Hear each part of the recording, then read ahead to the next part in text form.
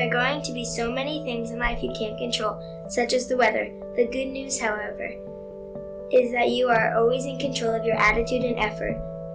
Do your best always and focus on whatever you can 100% control. When life gets hard, things don't go your way, or someone hurts you, remember you can control how you respond. If it rains on your one beach day, go play in the rain. If you're stuck in traffic and late to an event, turn up the music and sing. If someone wrongs you, choose to take the high road and keep your chin up. Everyone wears an invisible crown, and only you can keep that crown on. That's 10-year-old Hadley, reading from a book written by her mom. Today's guest, Katie Wood. In 2016, everything was going great for Katie. She was a former teacher and a budding entrepreneur. Her husband was a first responder paramedic. They already had 2 beautiful kids and a third on the way. Having been raised by loving parents, she was determined to bring up her own children in a nurturing home. They had a picture-perfect family, and she couldn't have asked for more. But Katie Wood's idyllic life was about to be shattered. And through the ordeal, Katie found the inner strength to persevere and eventually triumph. And isn't that what we're all here to learn? Because sometimes life be lifin'. It's gonna throw us those curveballs. That's right. Even yours. In fact, maybe you're trying to catch one of those curveballs right now. And if you are, even if things feel hopeless, know this. This is your chance to grow, to change, to arm yourself with new tools to triumph. When Katie did this, she not only saved herself, she was able to pay it forward to the next generation, both to her own kids and to all of ours, through the words in her book, A Simple Seed: Growth, Gratitude, and Giggles, a 5-minute morning journal for kids. I always love hearing stories of turning pain into purpose, and Katie, she's got a doozy for us here today. So, hold on tight, my friend. You're in for another roller coaster of emotions in a story of resilience, of facing the unimaginable and coming out on the other side with renewed fortitude. Katie Wood, today on the Gratitudeology podcast. Will you walk through the fire? Would you ride through the storm? Will you walk on a wire? Will you save me if I fall? Will you break through the madness? Set us down where we're safe. I'll be right here waiting till you find me again. Katie Wood, thank you for being here. Well, thank you for having me. Katie Wood never planned on being a change maker, an ambassador for hope, an author, a keynote speaker. Today, she's all those things and more. But she was raised to reach for the stars, and it all started with her parents. I will say immediately, I do think I hit the parent lotto. I'm very blessed and lucky to have had the upbringing that I did. I had, the opportunity to watch my parents grow and struggle and thrive and survive and all the things. I think that gave me this entrepreneur spirit. As the child of entrepreneurial parents, I get this hard. I spent my childhood watching my parents roll up their sleeves and dig in, insisting on creating opportunities and producing television shows that inspired and uplifted. It's so much of the reason I am who I am today. A great reminder to never forget that if you think your kids aren't watching what you do as much as they're listening to what you say, think again. This will be a through line of Katie's life and the story she tells today. And it all started with her resilient dad. So my dad grew up one of 10 in Hartford and a very humble life. And he didn't have much, and neither did my mom. My mom, off the boat from Italy. They were risk takers. So there was this white building in Niantic, Connecticut, and it was just like old, run-down building that sat on a hill overlooking the water. And it sat there vacant for years and years and years. And my dad would always go and visit this beautiful, in his eyes, beautiful building, and happened to catch the most beautiful sunset. And he saw something that I don't think most people saw. It was like the lens in which he saw the world was different. And then one day it was like, I'm gonna buy this place. And no one would even in their right mind would put a bid on this place. And he did. And then with the help of my mom, who's the backbone, they turned it into a marina and eventually a bed and breakfast. My brother, sister, and I had to work there, cleaning. We were like dredging out the water. There was no water to bring the water in, just at a young age, just like working as a family. And it became this beautiful family project. And fast forward years later, and it earned its spot at the top 10 bed and breakfast Called the Inn at Harbor Hill Marina in Niantic, Connecticut. And it started with a vision and a dream and a gut feeling and a leap of faith and led to magic, and it was just incredible. Katie grew up with that tenacious spirit to see the bigger picture and brought it with her into university and onto the courts. I went to Providence College. I played basketball my whole life. So sports were a very, very big part of my life. And I had this opportunity to go to Providence College just as a student or the University of Scranton where I would play basketball.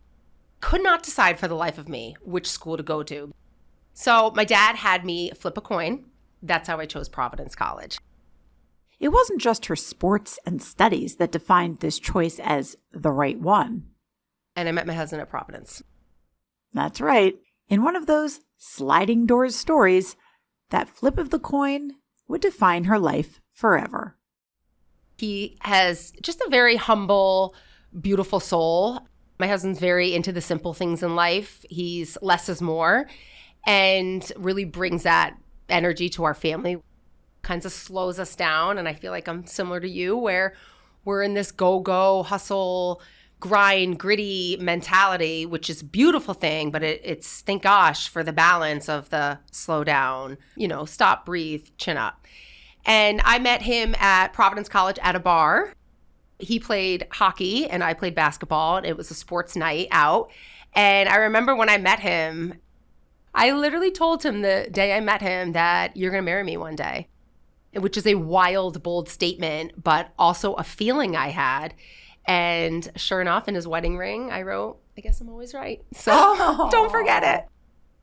Eventually, there was even more to be thankful for as Katie and her husband added to their family. So I am blessed with 4 kids. My oldest daughter is Austin. She's 12 years old. Hadley, who joined me on this New York City adventure, is 10 years old. Gabriella is 8, and Drew is 4 years old. So it's like never a dull moment at the Wood household. When she says never a dull moment, she means it. My husband is a first responder. He's a paramedic and fireman. And our life is so crazy, but so beautiful. There's very little stability. It's very up, it's down, it's entrepreneur mom. I wouldn't change a thing about it. Man, first responder, that must be stressful. And Yep. does that stress ever come home, or do the kids ever ask about things that he sees on the job? I think what first responders experience and what they see is incredibly difficult, and he does not bring it home. My first question is always, how was your night? And I can tell by the expression of it was a good night, it was a bad night. But I'm always open to listen, but he just doesn't bring it home. I think he wants to protect the energy in the house. But there was a day, years before, when there was only Austin and Hadley, when that serene energy was disrupted. Katie was expecting her third baby. It all started like any other day. There were errands to be done, and Katie was due for a routine ultrasound. I went by myself because it's your third baby. It's like I'm just going to get a cup of coffee, right? And so I'm in the ultrasound, and the nurse is getting very quiet. And she's like, I have to bring in the doctor, and I think you should have your husband here. Immediately, my heart sank, pit in my stomach. Like, what were those words she just said? I'd never heard them with the other two kids. And so I called my sister, who is my best friend, my neighbor. She has 4 kids. Asked if she could, go watch my kids while Steve comes in. Sure enough, she did. Steve came in, and they sat us down and talked about all the quote-unquote markers and issues seen in the ultrasound, saying that, she'd probably have heart problems. She could have a syndrome. She could, she might not survive. She could have this. The list went on and on and on. And they literally sent us home saying, you need to go home and have a discussion if you want to continue this pregnancy. And it totally threw me off. This was like me going for a third ultrasound. Everything's going to be great.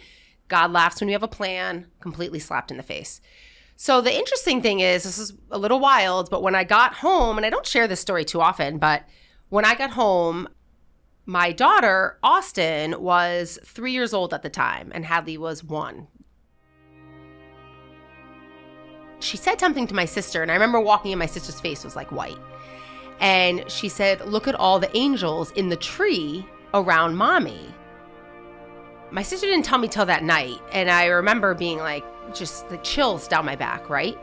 And I went in and asked my daughter what she meant by that. And she repeated it. She said, yeah, there were these angels all around you. They were butterflies with people stuck on them.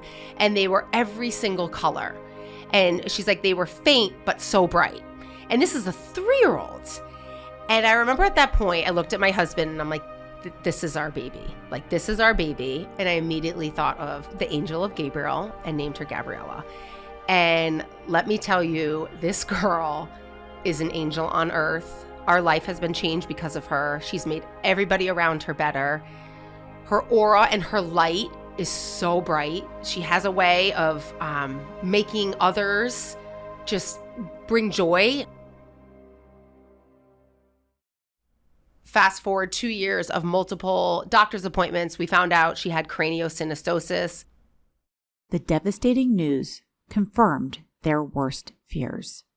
In the U.S., the incidence of craniosynostosis is approximately 1 in 2,000 to 3,000 births.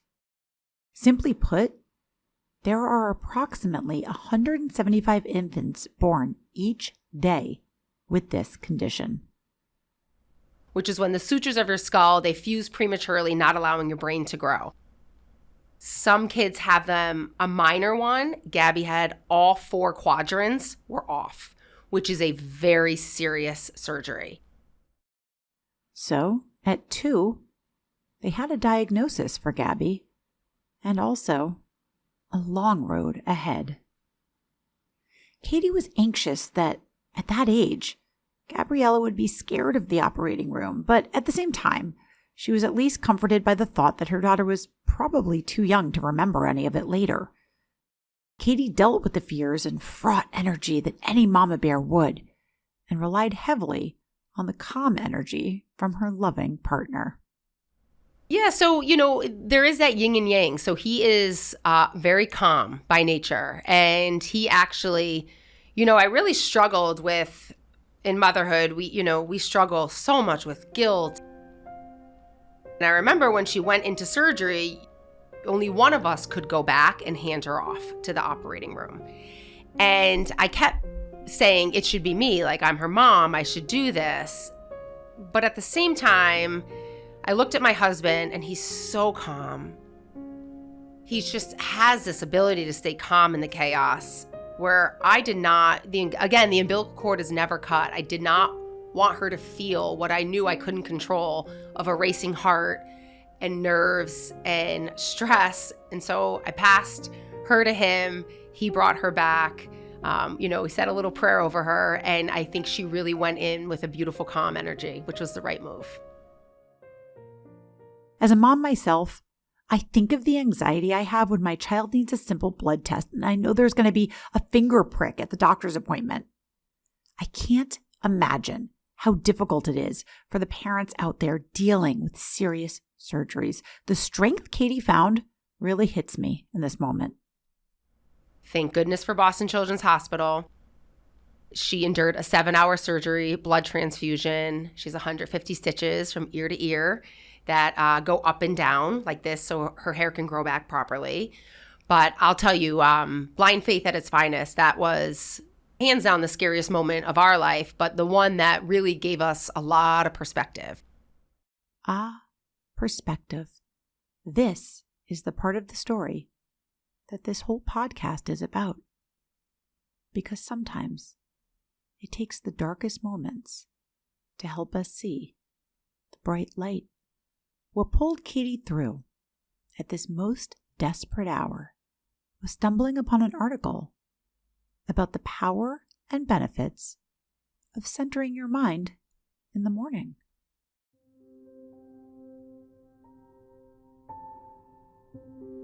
So much of what happens to us is completely out of our control, unfortunately. And how we respond is everything. And I believe it was a major God wink when I came across this morning routine, this powerful way to center your mind. I started becoming obsessed with the brain because my daughter, her brain was affected.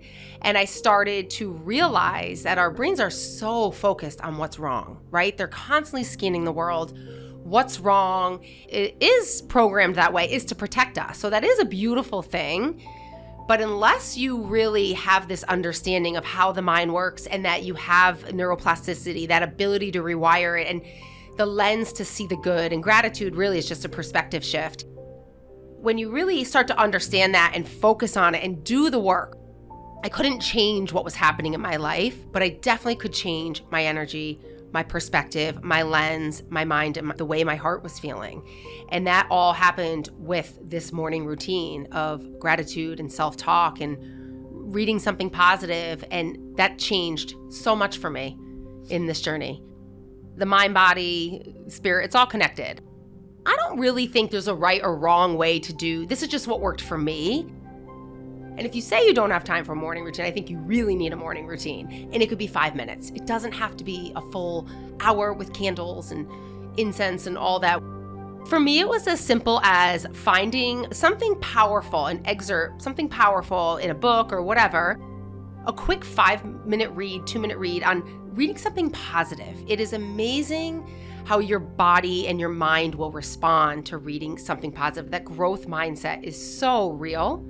Gratitude, for me, it was as simple as writing down 3 things. And not just my health, the hospital, my body. I mean deeper. I mean deep gratitude of the little things in life that we take for granted.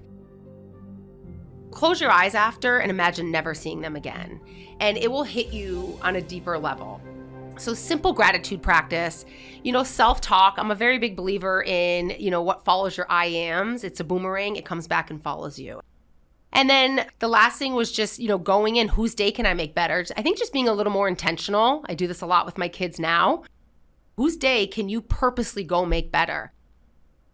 The more gratitude you express, the more good you put into the world, the more it comes back to you. And even though that's not why you do it, that's the nature of how it works. I'll tell you, something magical happened after. I was sitting when she got out of surgery, her head was completely wrapped. Her eyes were swollen. She looked like she went through 12 rounds of boxing. Eventually, they took off the wrap and I looked down and I'll tell you, it was 2 a.m. I remember this moment perfectly. And this is what I speak a lot about now. But I'm holding her and I'm looking 2 a.m. and the hospital is so quiet. Like you can't hear a thing. And all you hear is the EKG. And it's like beep, beep, and it's just going up and down, up and down. And I look down at Gabriella, and I look down and I see 150 stitches from ear to ear, up, down, up, down. And I look at her, and I look back at the EKG, and I look down at her, and I look at my husband, and I'm like, this is life. Like, right, this is life. It's supposed to be up, and it's supposed to be down, just like the EKG. We're down right now. So how do we get back up? Like, this has to go up. When you're down, it has to go back up. That's just like how it works. And that concept of the day you think you're buried is actually the day you're planted. Like, it's time to go back up and grow. It's going to be great sometimes. We're going to be on cloud 9, but that's not going to last. And then we're going to go down, and it's going to be terrible. What can we learn in those moments? How can we count our blessings and practice gratitude? And how do we get back up? Because it's going to go back up. And it's that connecting the dots and trusting your journey, because it all aligns exactly how it's supposed to be. You just have to trust it in the moment, which is easier said than done. I think that could save somebody's life today, just hearing that. Yeah. I hope it does. Thank you. So she started to come through it, and how was her healing process? So pretty amazing. Kids are so resilient. For a glimpse of this moment, Katie was kind enough to share with us some pictures, so head on over to our companion Instagram account at Gratitudeology. So, Katie continued trudging on, as mamas do. She had a full house, Gabby was on the mend, and then life got even more chaotic with the onset of COVID and the lockdown of 2020. The motherhood is a lot with one kid, forget 4. And so I was doing my morning routine. My husband's off, as a first responder during COVID, which is very chaotic. I'm homeschooling 4 kids, and I'm nursing a newborn. And I'm doing my morning routine, and Hadley, my second daughter, walks down, sits next to me in this dark, beautiful setting with just a candle, and whispers in my ear, "Can you teach us how to have these special mornings?" And I'll tell you again, that chill went through my back. So I will tell anyone listening to just pay attention to those signs. It's like you feeling your purpose come alive. And she said that, went through me, and I'm like, how have I not taught you the power of starting your day the right way? Like, I know this to be my game changer, my lifesaver, that tool that can really get you through anything, because life's going to throw so many curveballs. I mean, we're in one now with COVID. How have I not taught you how to set the tone? And I immediately hit the Google search bar. I'm like, give me a gratitude journal that has something powerful for the mind, like a mindset, little quick positive read. Give me something with gratitude. I want an I am statement, all the things that I had been doing, a challenge, and then I want whose day can you make better? I want that service mentality. I want it in 5 minutes. Give it to me. I got to Google 52, the search bar. I mean, I'd been searching for an hour and it didn't exist. And that's when something inside me was like the entrepreneur, the growing up, all the things flashback, seeing my parents create from nothing. Something in me was like, you need to create this. You're like, yeah, I'm going to write a book. This is a great idea. And you'll get halfway through it and be like, this is too much. Mm-hmm. This isn't worth it. This is taking too long. This is harder than I thought. And I'm going to go back and remind that if I didn't have that mindset training, if I didn't have the experiences growing up of watching my parents fail over and over and over again and keep persevering, if I didn't have my Providence College journey of walking onto a basketball team and doing all the work with not a lot of reward for a long time, if I didn't have all those things that built up to this moment, I don't think I would have finished the book. But I really understood the concept of picking your hard, which is one of my favorite entries of it's hard to write a book, but it's harder to have that dream and not write the book and live with that guilt and wonder and what if for the rest of my life. And that really got me through this journey because it took about 2 years. It was probably one of the hardest things I've done, perseverance-wise, of writing this book amongst so much chaos in my life, but it was one of the best journeys I've ever done. Katie's book, A Simple Seed of Growth, Gratitude, and Giggles, 5-minute morning journal for kids, is genius. In its directness, its simplicity, for each day there's an inspirational quote and some guidance, and beside that are 3 blank slots where you can write down 3 things you're grateful for. So the first entry is live your life as though everything is rigged in your favor. Did you know that life is rigged in your favor? Did you know that sometimes bad things happen in order to set you up for something better? Did you know that life is always working for you? Life is going to be full of ups and downs, and both have meaning. Next time something happens that upsets you, hurts you, or lets you down, remind yourself that just maybe this is life's way of redirecting you to something better. Learn to trust life's plan. It will be full of twists and turns, but they're all here to make us better. If you can understand this, believe this, and live your life this way, your life will be oh so beautiful. At this moment, I had an idea. This is when I invited Hadley, who you heard at the beginning of the show, to join us in the room to read a passage of her mom's book, which was written, initially at least, for her. We invited her in, and I shared with her my idea. So what I would love to do, if you're cool with it, is have you read one page out of your mom's book. Would that be cool? She sat down, opened it up, and dug in. There are going to be so many things in life you can't control, such as the weather. The good news, however, is that you are always in control of your attitude and effort. Do your best always and focus on whatever you can 100% control. When life gets hard, things don't go your way, or someone hurts you, remember you can control how you respond. If it rains on your one beach day, go play in the rain. If you're stuck in traffic and late to an event, turn up the music and sing. If someone wrongs you, choose to take the high road and keep your chin up. Everyone wears an invisible crown, and only you can keep that crown on. This was during COVID, and your mom was doing her morning routine, right? She had a candle lit, and did it just look so peaceful? Is that why you asked her if she could teach it to you? Yeah, I just really wanted to learn about gratitude and waking up in the morning and starting your day off better. So was that a really special thing to do with your mom? Yeah, I liked helping her with the journal, and it was fun to see when we got the journal and when she saw it and started looking through the book. How did it change your days to start to think about gratitude in the mornings? Well, when it changes your day, it starts out your day off better. So if you're having a hard time, when you read the journal, it starts your day off better, and it could change your whole day. Have you ever talked to your friends or other kids about this? Yeah, our class does the journal. Well, do you know that because of you, you're changing lives because your journal is in classrooms and it's really, really going to help kids everywhere? Yeah. That's pretty cool. Thank you so much, Hadley. You did such a good job. Thank you. Gorgeous. I'm obsessed with this book. Oh, thank you. I'm so excited to use it with my own children. Thank you. So let's talk about using it with children in general. Yeah. Because here's what I'm saying. We both speak on gratitude. Yes. I'm getting asked to speak more and more for kids, for college students. Yes. There's so many benefits. It's scientifically proven. It's been studied years and years and years and years.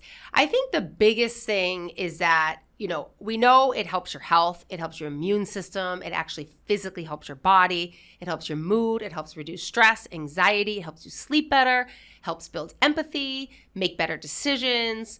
But I'm going to say, I think the biggest perk of gratitude is that it is a perspective shift. It rewires your brain to scan for what's going right, as opposed to what our brain naturally will do is to scan for what's going wrong in the world. And when you choose to see what's right, because we can always find what's wrong. Wrong is all around us constantly, but so is right. And it just happens that your brain is attracted to the negativity. It's attracted to what's wrong. It's why people get stuck in gossip. It's why, we're attracted to bad news. It's the reality of how our mind works. But when you can rewire that and shift it to see the good, that it is such a beautiful lens. And that's what I think the biggest superpower of gratitude is, really changing the way in which you see the world. Kids are struggling. And I think that I personally think it's more because of digital distractions. Yep. I think we have a real problem on our hands. Yep. I think it's a perfect storm. I think it's a perfect storm of social media and phones at a young age combined with COVID. I think kids, they're growing up in a really difficult time. And I think they've lost a lot of the values that maybe a lot of us grew up with as kids of, having those opportunities to interact and socialize and look people in the eye. And when you made a phone call, you're like, hi, Mrs. Smith, can I speak to so-and-so? And feeling nervous to do that, but doing it anyhow.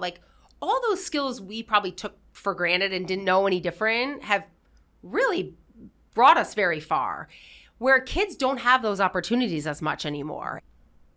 It hurts me to think about that for them. But the stats are alarming today of kids and mental health issues. Suicide rates are up like they've never been before. Depression, anxiety, stress. I mean, you name it, it's up. And, there's this beautiful study from the University of Kentucky. I don't know if you've seen this one. I think it was back from 2012. So it's an older study, but a powerful study. And they really focused on kids learning gratitude and practicing it versus kids who did not. And there was an enormous difference. The kids who practiced the work every single day, who wrote it down, who, really gave their mind the opportunity to understand it and feel it, because a lot of gratitude is, feeling it, they were happier, healthier, less stressed, made better decisions, and had more empathy. And they were able to quantify that, which is such an amazing thing.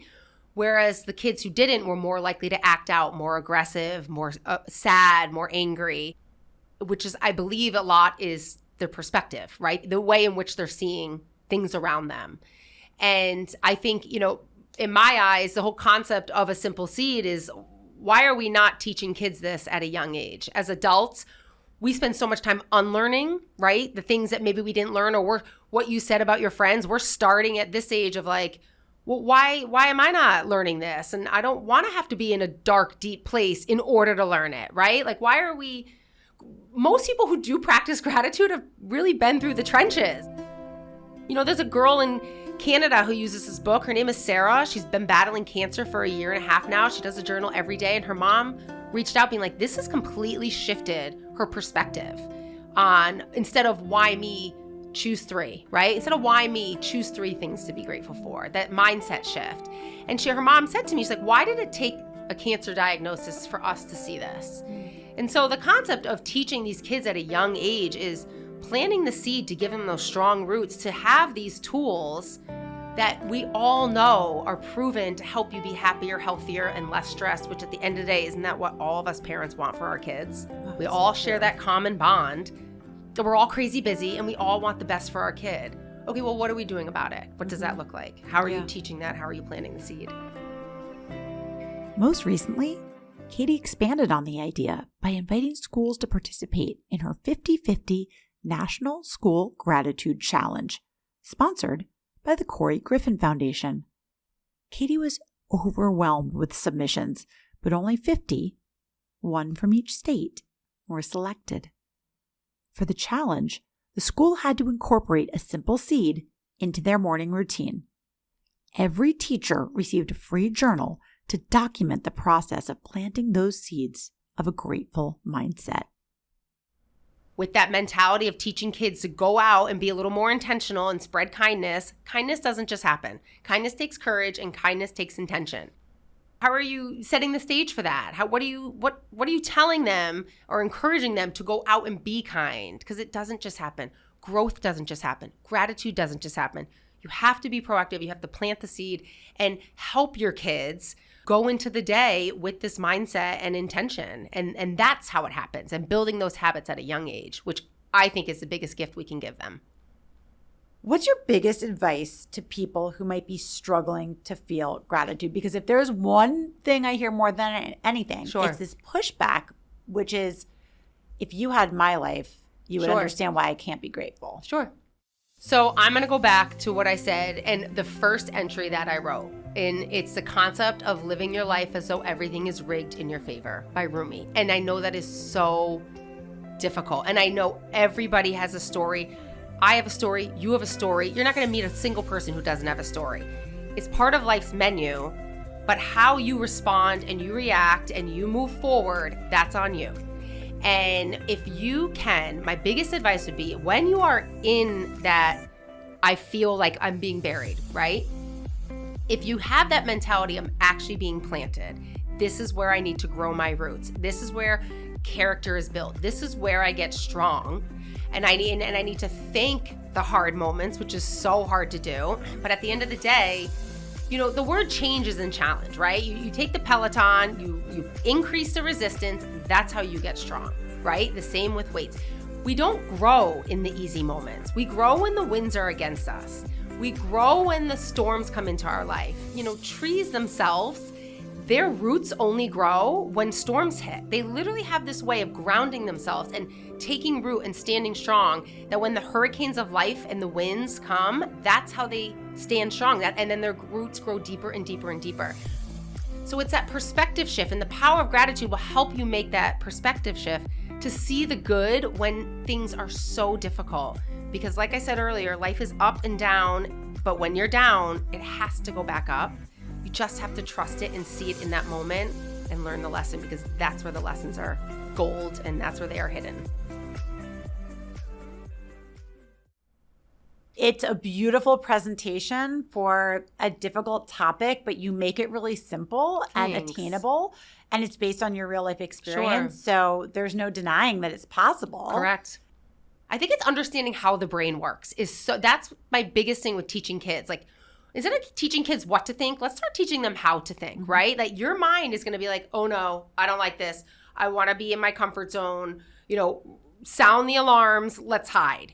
Where David Goggins talks about the 40% rule, in which when you're working hard, whether it's exercise or working towards something, when your body tells you you're done, right? Things feel hard. Your mind is like, okay, like you're done. Like, this is hard. You're pushing yourself to the max. He found out you're only 40% done, meaning you have 60 more % in you. When you understand this concept, you can stop your mind from these thoughts of being like, okay, I know you're telling me you're tired, but I also know I have more in me. I need to push myself beyond what I thought was possible. And that's how you kind of go beyond yourself. I had the opportunity of running the Boston Marathon for my daughter in the worst weather in marathon history. And that single rule got me through to the finish line when I wanted to quit. And the most people in marathon history quit that race. I remember. And not one person from Miles from Miracle, a team of 250 who represented Boston Children's Hospital, because we ran this race for something bigger than ourselves. Not one person quit that day. And that's the power of the mind and the heart and having the right tools. Thanks to Katie, we have the opportunity to help our kids grow into better human beings with her seeds of gratitude. And as the old saying goes, we reap what we sow. Thanks so much, Katie. Thanks at home. If you want to follow Katie on social media, she's at @Katie_Wood_Simple_Seed. And you can buy her book, A Simple Seed of Growth, Gratitude, and Giggles, 5-Minute Morning Journal for Kids, on Amazon. That's all for today. Remember, if you like what you heard, if it impacted you in any way, and if you think it's a message other people in your life might like to hear, I'd be so grateful if you'd give me 5 stars, leave a quick little comment. Those things really help. And share this podcast with your friends, either on social media or just word of mouth. I'm on a mission for us all to help each other focus on expanding our attention towards what's good in the world rather than focusing on what's bad, one person at a time. If we all did that, even to our own little sphere of influence, the world has the potential to be a much more radically awesome place. Stick with me, friends. I've got your back. We're in this together, and it's a great day to see the greatness in the day. See you next time. The Gratitudeology podcast is written, executive produced, and hosted by me, Jamie Hess. Sound design and studio production by Gotham Production Studios. Our theme song is Maze by Hills, sung by Nadia Ali. And don't forget to follow us on Instagram at Gratitudeology. Will you walk through the fire? Would you ride through the storm? Will you walk on a wire? Will you save me if I fall? Will you break through the madness? Set us down where we're safe. I'll be right